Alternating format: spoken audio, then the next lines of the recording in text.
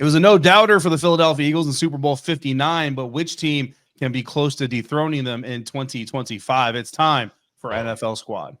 You are talking ball with the NFL Squad. From the Chiefs to the Bills, Falcons to the 49ers, and everyone else around the NFL, it's the local experts of the Locked On Podcast Network bringing you scoops, breakdowns, and the most comprehensive preview of the upcoming weekend for hard-hitting football with our harder-hitting take.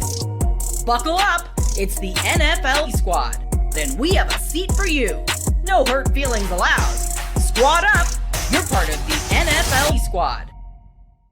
And welcome in, everybody, to this week's NFL Squad. Sit back, grab your favorite beverage, and join us as we get you ready for the NFL offseason. It's going to be a wild offseason, though. There's going to be plenty of things happening. T. Higgins is going to go somewhere. Derek Carr is going to play quarterback for an NFL team, maybe. We are part of the Locked On Podcast Network. We're going to talk about all of that stuff because we are covering your team every day. And joining me on this week's Squad episode, Cody Rourke of Locked On Broncos. As always, Peter Bukowski, Locked On Packers, fortunately on time this time. Kevin Ostreicher of Locked On Ravens. Mike Debate of Locked On Patriots. Jamie Yarko of Locked On Bucks. Thank you, gentlemen, for coming through. Of course, I'm David Harrison of Locked On Commanders, your favorite DEI host, to make sure that we're covered on all those bases there for this week's Squad episode. The Philadelphia Eagles, gentlemen. The Philadelphia Eagles made pretty quick work of the Kansas City Chiefs in Super Bowl 59. Got their big win, second Lombardi Trophy here in recent memory. But the conversation we want to have coming into this week and coming into everybody's offseason, now that every team is in the offseason, is which teams are the closest to competing with Philadelphia. And I actually want to go to Peter Bukowski first, because I love your takes on a lot of these things. But I want to give you Dak Prescott's take first, and I figure Packers, Cowboys, why not? Let's do it. Dak Prescott said, quote, "I feel like that's the Dallas Cowboys, competed with the Eagles and beat them for the most part when we've played them. I don't want to say check the record," as in Jameis Winston telling you to check the stat sheet. James knows what I'm talking about. When the other guy is holding the trophy, right? So credit to them. They've earned it, and they deserve it by all means. But, yeah, we're very close, end quote. Peter Bukowski, how close are the Dallas Cowboys? We're talking about the Dallas Cowboys, right? Like, not a different. The last time these two teams played, Philadelphia won 41-7. The time before that, Philadelphia won 34-6. What are they close? Now I understand backup quarterbacks, but go back to last year. The Eagles handled those matchups too. So, like, what are we talking about? I think, and this will make one person on this stream happy. I think there is one AFC team this year that had a good shot, and it was the Ravens, and they were just not able to get there. And I talked to Kevin about it after that game that we saw. What week was that, Kevin, when those two teams squared off? 13. Yeah, no, 13. That's super important. But that was the team where I was like, once Philadelphia beat that team, I was kind of like, I don't know if Baltimore can't do it. I don't know if anyone's going to beat this team, and I think that's where I am right now. Like, it is Philadelphia and everyone else to me right now. Are we sure the Cowboys aren't closer to a rebuild than they are a Super Bowl right now? Like, they're closer to trading away Micah Parsons than they are being. Yeah, right. Exactly. I mean, they're going to lose DeMarcus Lawrence this offseason, most likely. You mentioned the Micah Parsons deal. I mean, honestly, guys, last offseason, I was talking on Locked On NFL about Mike McCarthy and Dak Prescott both going into 2024 with expiring contracts, and the Cowboys being in the perfect spot to essentially blow it up without totally blowing up, like keep CD, maybe keep Micah, draft capital, money frees up, and you can do some good things for your franchise. And then they went ahead and threw a whole lot of money at Dak Prescott. Certainly CD Lamb as well is deserving, but yeah, they kind of hammered that whole thing. So I think most of us would agree Landon McCool is not here to stop us. The Dallas Cowboys not as close as Dak Prescott would like to think. David, that they is there are. anything more annoying than watching the Cowboys get blown out and Dak Prescott down 30 points and we're saying, yeah, here we go. Like, that's got to go. Like, at some point, I understand it's part of your snap cadence, but my God, Right. It's a soundbite now. I want to know if the other quarterbacks. That was the best when you're. I remember Cooper Rush. You're down 30 to the Eagles, and he's going, "Here we go." I'm like, okay. I want to know how stupid he feels being out there doing that. I feel bad for him every time I hear him do that. But we got four options here, guys. We got four options here that we want to talk about that are candidates to be closer than Dallas. Which I think there's definitely more than four candidates that are closer than Dallas. But I want to throw this over to Mike. Mike Debate, you know a thing or two about covering Super Bowl teams. Even though it hasn't been recent, but so let's give you the 4 options here: Washington, Buffalo, Baltimore, and Green Bay. Which of those 4 do you think is the closest, and why is Green Bay last on those? I'm not going to do my buddy Peter that dirty, David. You know better than that. No, bottom line, look, I'm looking at these teams right now, and I think all of these teams are maybe a move or 2 away from being able to challenge the Philadelphia Eagles. But they have to do what the Eagles did, invest in the trenches. And the team that's willing to do that, I think, is the team that's going to take that next step forward. I look at the Bills, not just because I see them an awful lot in the AFC East as a competitor with the Patriots. Obviously, they're head and shoulders above the New England Patriots right now. But you add a pass rush into that defense, all of a sudden Buffalo's looking a whole lot better this year than they did this year, and they had a very good season in 2024. Baltimore, the same thing. You add a piece here and there, and all of a sudden this team has arguably, and I will say this, and Kevin's going to like this, the best quarterback right now in the league, maybe sans Patrick Mahomes, because I still consider him the best until someone completely dethrones him from what he does well. I'm always going to give that nod to him. But Green Bay is another team that's extremely intriguing, an awful lot of talent on all 3 phases. All they need is something to tie it all together. I think any one of these teams right now is so close and right on the cusp of being able to compete. And your team, the Washington Commanders, I think is the most intriguing, because right now they're dealing with a young quarterback that knows how good he is. And I believe that a lot of people would love and jump at the chance to want to play alongside of Jaden Daniels, because they know that the future is bright and they're going to be able to build with a young quarterback. So I think right now all 4 have a shot. If you're putting my back to the wall, I'm going to go with the team that I know best, and I'm going to say Buffalo, because I know them well enough and I know that they're right there to be able to compete. But it wouldn't shock me to see any one of these teams give a strong challenge to the Philadelphia Eagles in 2025. Kevin, if it's one piece for Baltimore, what is the one piece? It's definitely a pass rusher. And I say that because they just need a game record there. I mean, Odafe Owe had a great season. He had double-digit sacks, and that was what you wanted to see. Kyle Van Noy has revived his career. Mike, I know that he had a couple great years over there in New England, but if those are your top 2, you do have some questions about, do they have enough juice for a full season? So a lot of people talk about, like, do they need a 3rd wide receiver? Offensive line will be a big question mark for them. Ronnie Stanley's a free agent, but man, if they could add a pass rusher, which, by the way, if Cleveland just wants to send Myles Garrett over in division, I would. Good luck with that.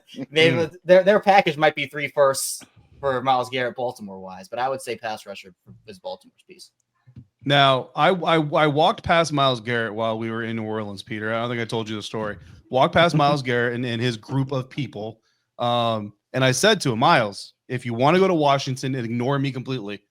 Dude didn't even look in my direction, bro. So I mean, look, I don't want to call it breaking news, but you might be onto something here. Mike Evans is out there talking about how great he's going to look in Buccaneer red. So I mean, yeah, the Bucs wouldn't have to pay that AFC tax. Mike is a little bit more biased than I am. Cody Rourke, Locked on Broncos. I do want to ask you this question before we get out of this segment here. Let's put the Ravens on the table. We all know the Cleveland Browns are not sending Myles Garrett to the Baltimore Ravens. But in a world where it could potentially happen, Commanders, Bills, Ravens, Packers, which of these 4 teams do you think you add Myles Garrett, you're automatically starting to plan your trip to Super Bowl 60? Which is amazing. So Commanders, Bills, Ravens, Packers. Ooh. Yeah. I mean, the Ravens would be a great addition. That's in divisional, not likely to happen. Though I know we argued the other day when we did this show about if you're Cleveland, you don't need to do what's best for Myles Garrett. Do what's best for yourself as the organization if you're going to be getting rid of him. I would say Green Bay with the defense that those guys already had. You add Myles Garrett to that defense. Now, granted, I'm curious, Peter, what that secondary is going to look like this year. I know it's always Jair Alexander watch over there. Is he going to be, what's going on with that? I feel like Green Bay would be appealing. Buffalo, man, if they added him to Buffalo, I mean, I feel like it would be game over for everybody. You have him, Greg Rousseau, Von Miller, Ed Oliver. My gosh, don't know what you do with that on paper.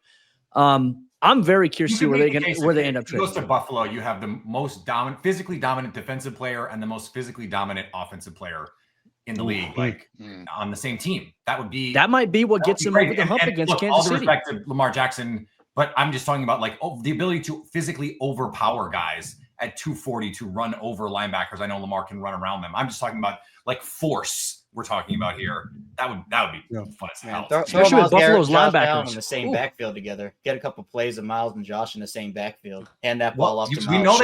we know they play 6 offensive linemen. Like get Myles Garrett out there to catch a touchdown pass, to do the full JJ Watt. Like that'd be fun as hell. I think Miles is going to need some incentives in his contract if he's going to line up. Yeah, on their the salary offensive cap line, situation is a mess. So I don't know. I mean, Myles Garrett, I think bottom line, like, and who knows how long this is going to take, but like Myles Garrett ultimately is going to be one of the, if not the top move that gets made this offseason, because I don't think anybody believes that the Cleveland Browns are going to actually be able to hold on to him. So we'll wait for news on that whenever that potentially could come. But there's also some other news that we need to tackle. There was a day where Peter Bukowski and the Green Bay Packers would talk about Aaron Rodgers in a very glowing light. There was also a day where there were some people who thought that Aaron Rodgers might be the heir apparent to Tom Brady in Tampa. These days, the question is, who wants Aaron Rodgers just at all? We'll talk about that next on this week's NFL Squad, part of the Locked On Podcast Network, your team every day. Today's NFL Squad Show is brought to you by our friend over there at LinkedIn Jobs. And as a small business owner, your work doesn't end when the clock hits 5. Your business, it's always on your mind, which means when it's time to hire, you need a partner that works just as hard as you do. And that's where LinkedIn Jobs comes in handy. When you clock out, LinkedIn, they clock in. And LinkedIn makes it easy to post your job for free. You can share it with your network, and you can get qualified candidates all in one place. LinkedIn's new feature can help you write job descriptions and then quickly get your job in front of the right people with deep candidate insights. And here's a pro tip. You can add the hashtag hiring frame to your profile picture to double your reach to qualified candidates. No wonder 72% of small businesses say LinkedIn helps them find high quality hires. Post your job for free at linkedin.com/lockedonnfl. That's linkedin.com/lockedonnfl to post your job for free. Terms and conditions apply.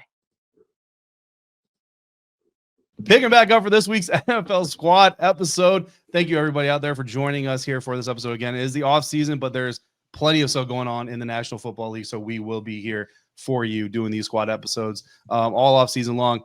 Aaron Rodgers, once considered to be, best of the best, maybe the best in the league. There were arguments: is it him? Is it Tom Brady? Is it whatever? Nowadays, Aaron Rodgers more of a just, I don't want to call him a plague, but like, for lack of a better term.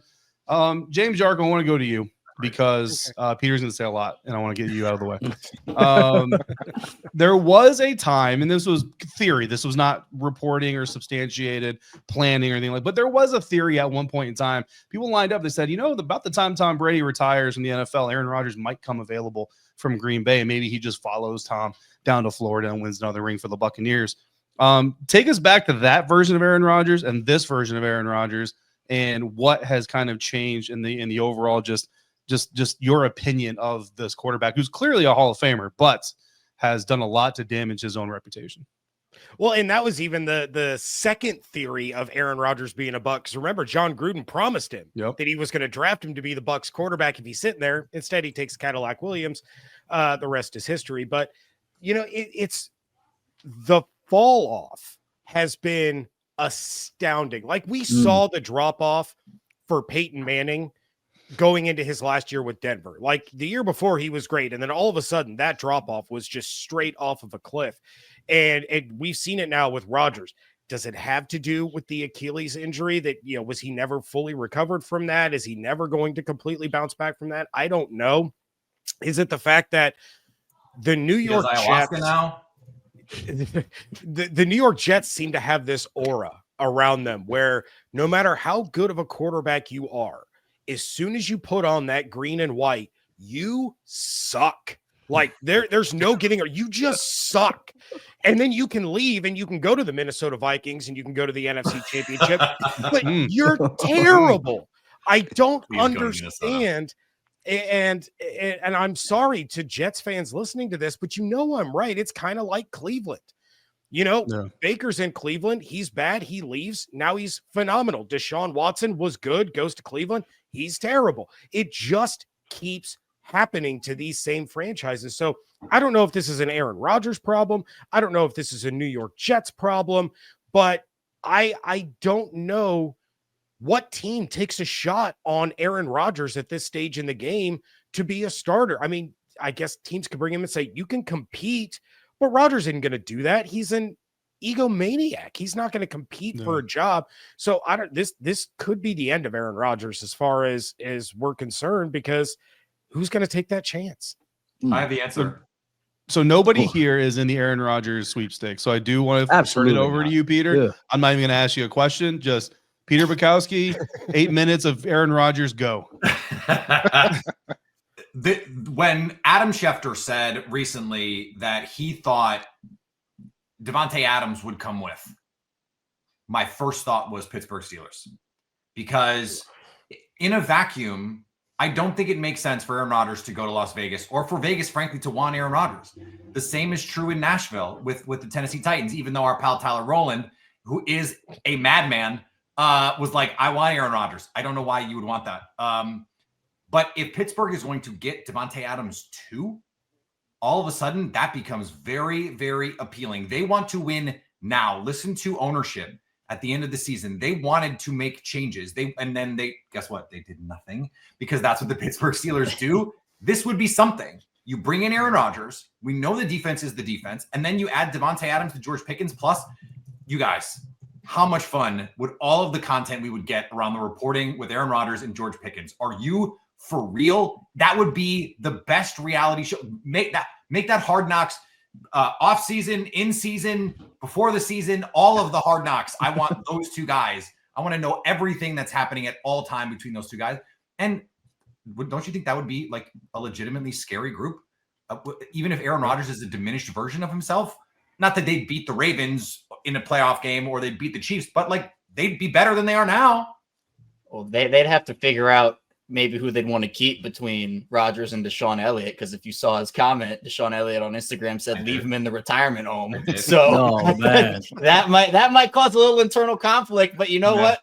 I think that's the right choice, Peter. I think that's the right choice. Do you want to pair them together, though? Like, that's the thing. Like, I feel like for Davante Adams at this point, I understand Rodgers is your boy, but go out there and get something. You know, I think the Jets, Broncos fans keep saying, oh, the Broncos should trade for Garrett Wilson. I keep telling them he's not available. Why would he be available at this point? If anyone's available from New York, it's Davante Adams.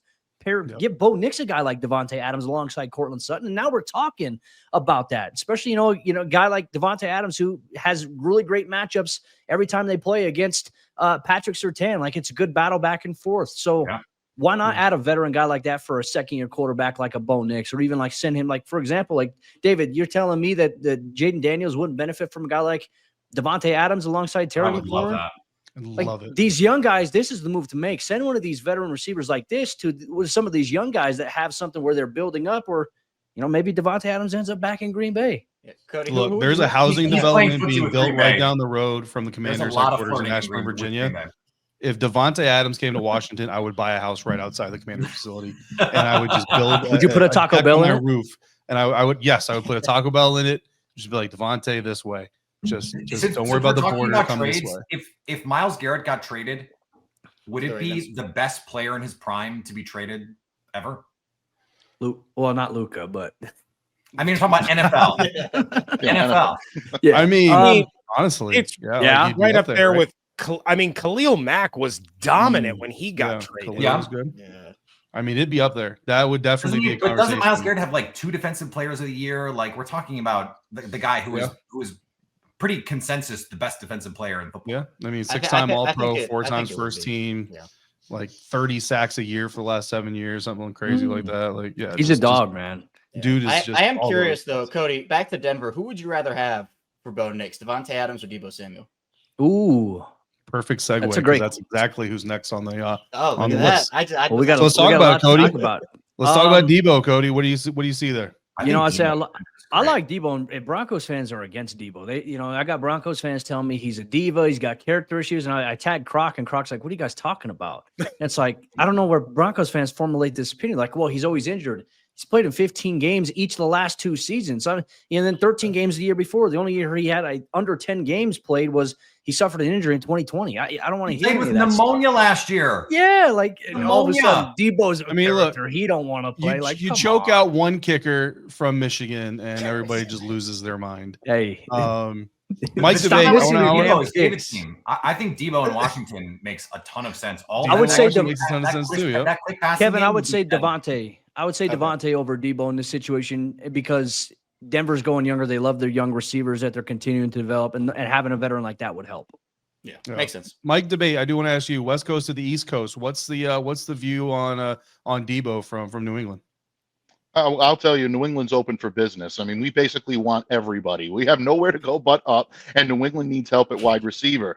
Look, the Patriots kicked the tires on trading for Deebo Samuel last year, right around the trade, and there was a consensus at the time that the price was a little bit too high. Now, all of a sudden, Deebo's coming off of what, sorry to say, San Francisco 49ers fans, a down year statistically. There's one more year off of that contract. He's 1 year older. Those are the factors that may end up reducing the price a little bit for New England to really seriously throw their hat into the game. Now, I know there are comments out there about Deebo not wanting to come up and play in New England. Believe me, most people do not want to play in the weather we're currently sitting in. It's cold. There's snow all around me right now. Everybody hates it. But bottom line, if you can convince him that playing alongside a young quarterback like Cody, Peter, you guys have been saying, like Drake May, could allow him to showcase his talent, especially in a dual threat, because Josh McDaniels loves to employ these type of players that give him such versatility in his play calling ability. Yeah, if Deebo's willing to listen, the Patriots absolutely have to be making this phone call. Wouldn't he get 130 targets in that offense? Oh, absolutely. Who else are you throwing to? I mean, right now, other than Hunter Henry right now, who is a security blanket, and rightfully so for Drake May, he'll continue to get his touches. But guys like, it's unfortunate right now. Demario Douglas is not rounding into the type of receiver that the Patriots need him to be. I think he's got a chance to do it, but he's going to need some help. Jalen Polk, Javon Baker, not looking like the type of picks the Patriots thought they were getting last year. There's a lot of upheaval in that wide receiver room. And, Todd Downing coming in now and coaching that group. He's never coached wide receivers before. So it's going to be a tough sell for any big-time receiver to want to come here and play in New England. But that aura that's surrounding Drake May is going to have to be a huge selling point. And for the first time in a long while, the Patriots have to take the wallet out of the back pocket of Robert Kraft, and they have to be willing to go ahead and open it and overpay for some of these guys. It's the only way they're going to be able to bring themselves up out of that doldrum. My Is Godwin going recommendation. to get out of Tampa? I'm sorry. Is Godwin going to get out of Tampa? No. Yes, he is. No, I don't think he anybody will. that has this premonition that Chris Godwin's going to be available, no. The answer is no, and it's for a multitude of reasons. Number one, his market value isn't anywhere close to as high as it would have been had he not had his ankle dislocated by an illegal hip drop tackle, Kevin. But Which the fine was rescinded, by the way. it was nonsense is what it was. But it's actually cheaper for the Buccaneers to keep Chris Godwin than to let him walk. Godwin and his wife just had a baby. Do they want to leave Tampa? I mean, obviously there's going to be money out there, but the Bucs are going to pony up. You saw it with Mike Evans. He had the opportunity to go to the Chiefs, to go to the Texans. The Rams were involved. He wanted to stay in Tampa.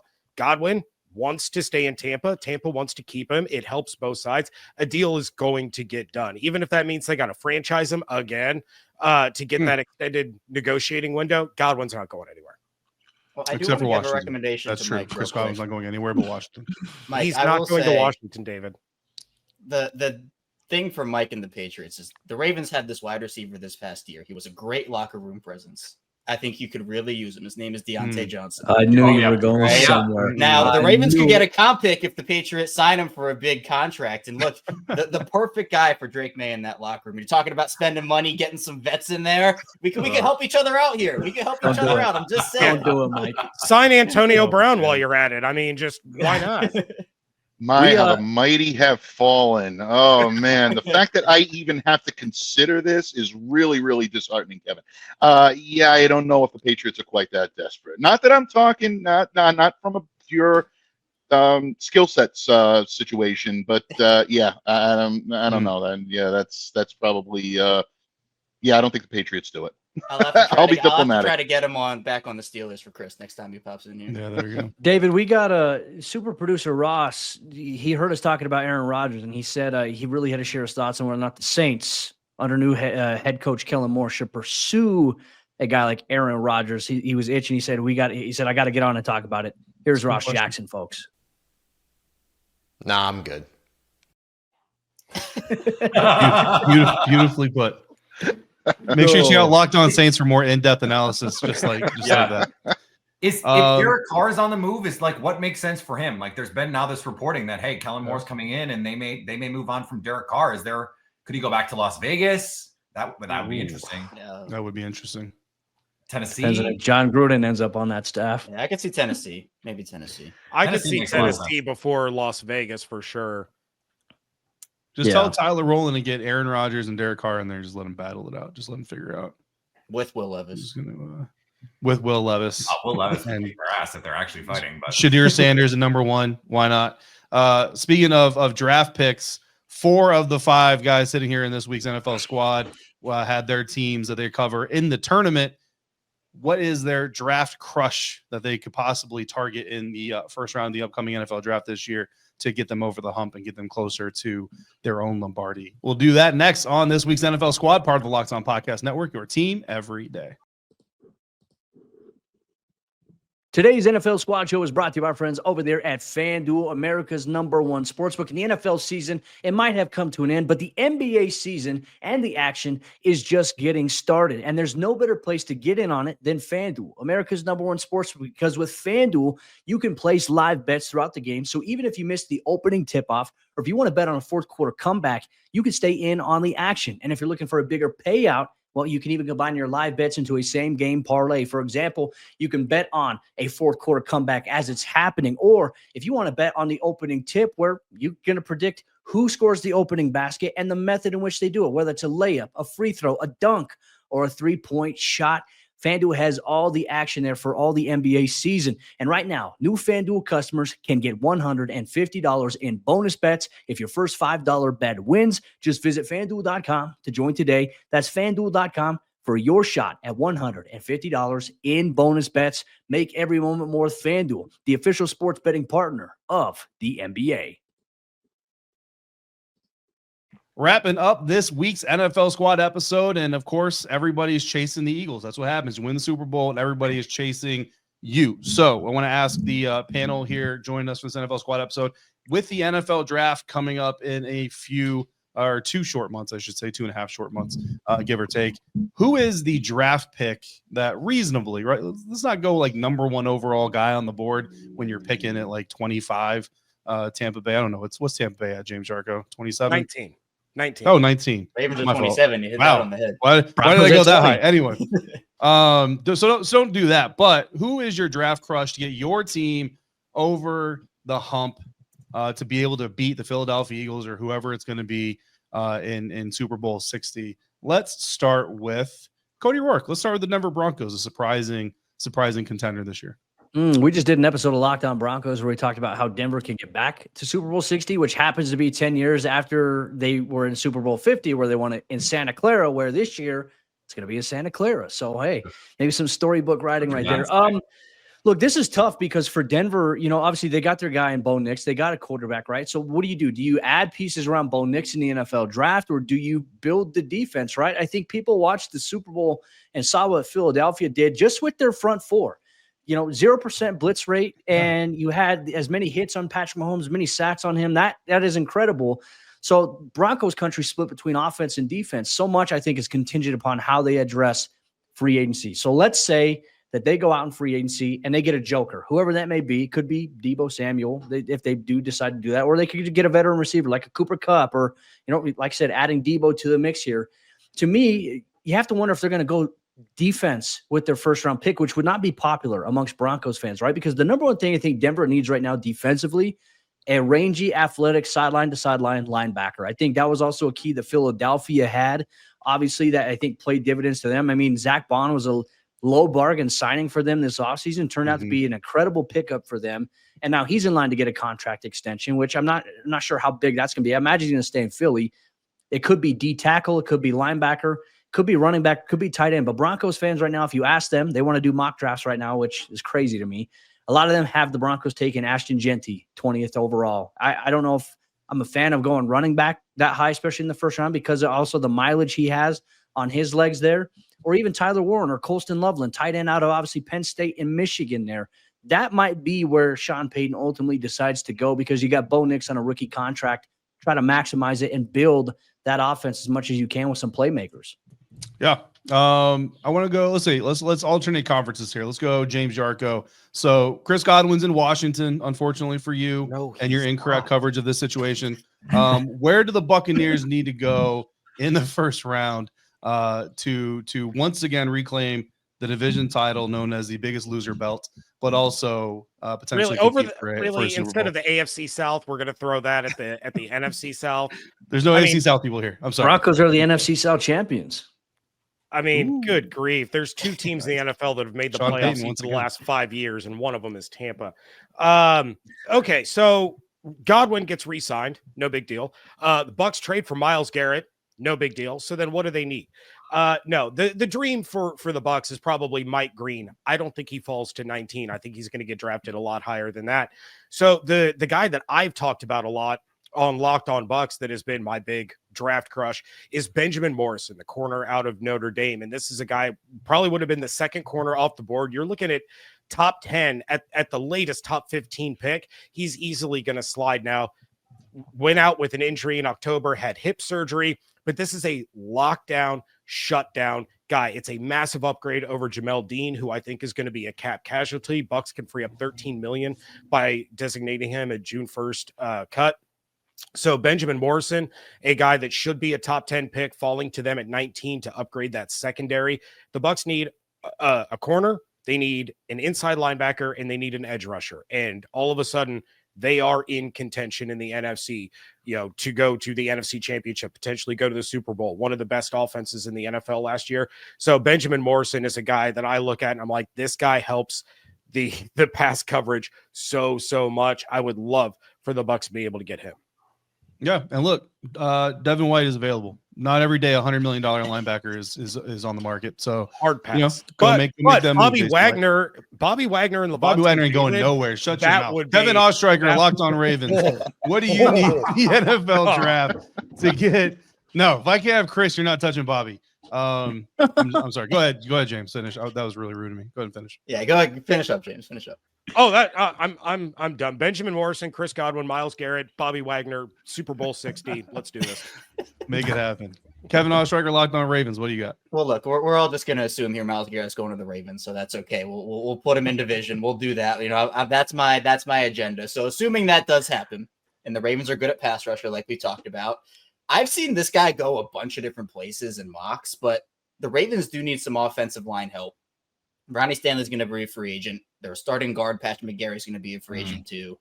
I think they might look at guard, and that guy could be Tyler Booker, the Alabama guard, who I think that I've seen him go early mid first. I've seen him drop to day 2, which I personally don't think is going to happen. I think he'll go much earlier than that on day 1.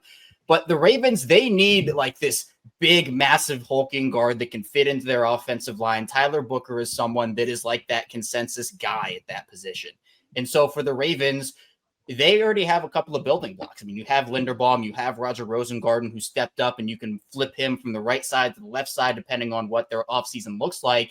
If you can add another, I would say, foundational piece in Tyler Booker to that line to open up run lanes for Derrick Henry, to protect Lamar Jackson, and you have Linderbaum still on his rookie deal, 3 stud offensive linemen on rookie contracts that will allow you in free agency, or maybe even you want to trade for somebody like a Myles Garrett, you can go out there and you can make that move, because the offensive line market is unreal right now. I mean, Robert Hunt got $100 million from Carolina last offseason, and Damian Lewis got 60 something. So it's really important to have these young star players on rookie contracts at that position, because that offensive line market's only going to go up there, and the Ravens are not in a cap position to go and spend all this money. If Ronnie Stanley prices himself out, it probably won't take that much because they have other needs they have to look at. So offensive line, I think Tyler Booker would be a really good fit. Yeah, absolutely. And Peter Bukowski, it's interesting. I want to hear what you have to say, because, man, I was watching that Packers-Eagles playoff game, and there was definitely a stretch there. I remember I messaged James, actually. I was like, bro, the Packers should be winning this game going away. So if that happens, I mean, who knows what else happens. I saw Peter's tweets during the Super Bowl about just the Packers aren't far off. Well, that for need? as bad as it felt to watch in real time, without their top 3 receivers and their best offensive linemen, that was a 1-score game late in the third and early in the fourth quarter.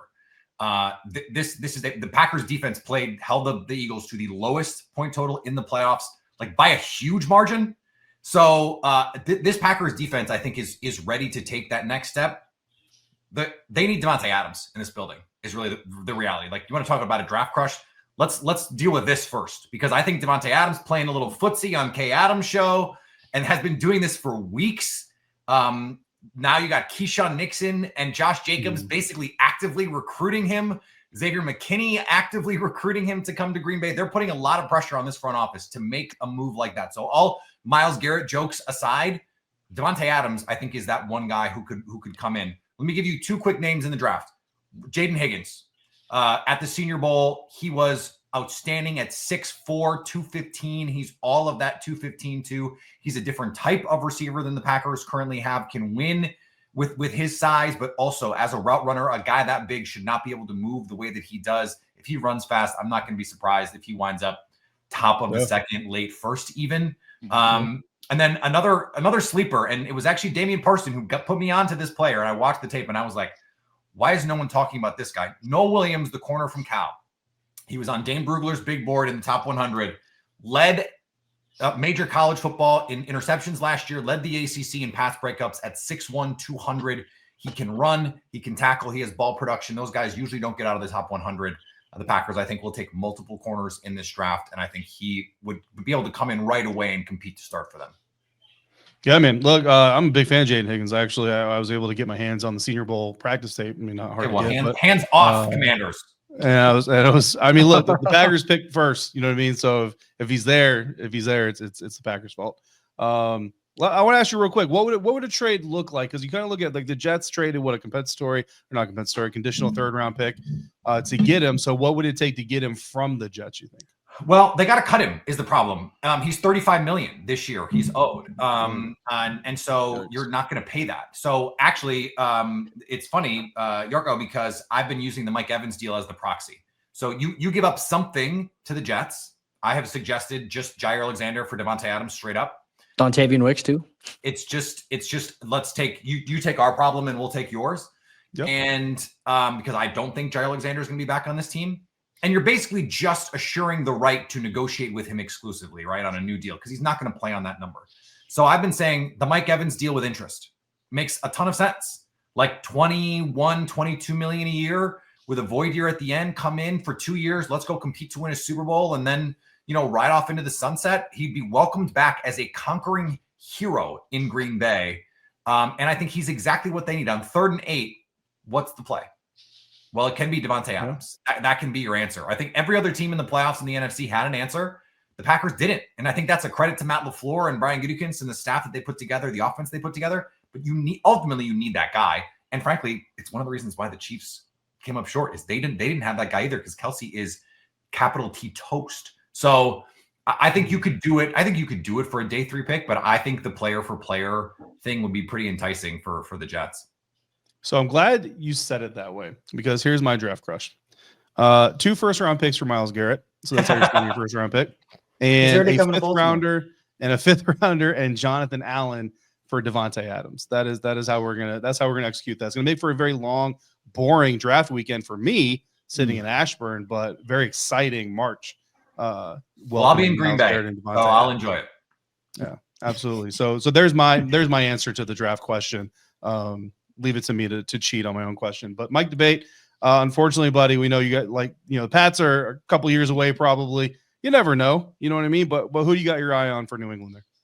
Well, and having talked to Scott Pioli a couple of years ago in terms of draft strategy and what went on when he was in the room with Bill Belichick, and then, of course, moving on to teams like the Chiefs and the Falcons, Scott told me, if you're a player or 2 away, draft for need. If you're more than that, you draft for generational talent, the best player available. And that's what I'm looking at now for the New England Patriots, because unless they decide to move down and maximize that draft capital, that number 4 pick, they're likely to have a decent shot at either Travis Hunter or Abdul Carter. And right now in New England, I'd be good with either one. Obviously, I love the upside of a Travis Hunter, because you're looking at a legitimate 2-way player that can revolutionize the way that backfield right now, the defensive backfield for New England, is situated. You pair him alongside Christian Gonzalez, that looks like a formidable tandem for years to come. He's also a guy that I know Josh McDaniels would love to put in that offense in select packages that would allow him to be able to utilize his skill set on offense. So you're killing two birds with one stone if you're the New England Patriots. If you bring in Travis Hunter, I'd love to see him wearing Patriot blue. Abdul Carter could make this team an immediate upgrade when it comes to the pass rush. They didn't have one last year. It was non-existent. They need someone that can come in and be your marquee name for years to come. So Abdul Carter is someone that I'd look at for the Patriots as well. Those two are my top draft crushes right now. But Peter, I got to say, Jaden Higgins is someone I'm keeping my eye on. If the Patriots do move down, that's a sizable receiver with the ability to move.